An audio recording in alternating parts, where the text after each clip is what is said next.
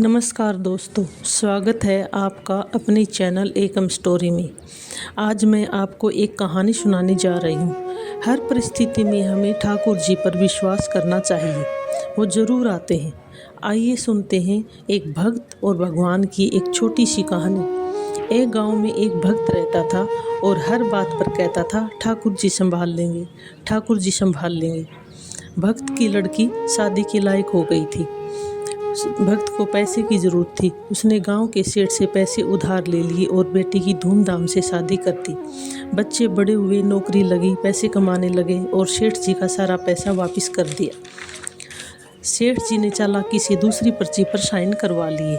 कुछ समय बाद सेठ जी फिर से भक्त के घर आए और बोले, पैसे दो। भक्त ने कहा, पैसा तो चुका दिया था। भक्त समझ गए कि सेठ जी ने कोई चालाकी की है। भक्त सीधे कोर्ट में पहुंच गए। कार्रवाई के दौरान जज साहब ने पूछा, जब तुम पैसे दे रहे थे तब कोई और था क्या वहाँ पर?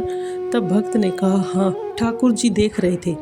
गांव में पता करा गया कि कोई ठाकुर जी नाम का बंदा है क्या गांव में?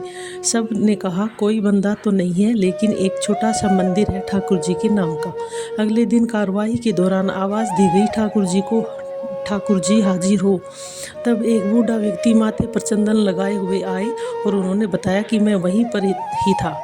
उस भक्त ने सेठ जी को सब पैसे दे दिए हैं। सेठ जी की अलमारी में एक फाइल में पर्ची रखी है। उस पर्ची को लाया गया।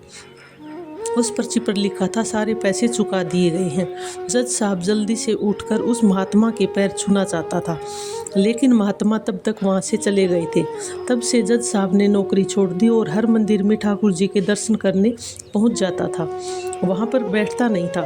जज साहब कहते थे, मैंने ठाकुर जी को कटघरे में खड़ा करके बहुत बड़ी गलती की है, इसलिए मैं किसी मंदिर में बैठूंगा नहीं।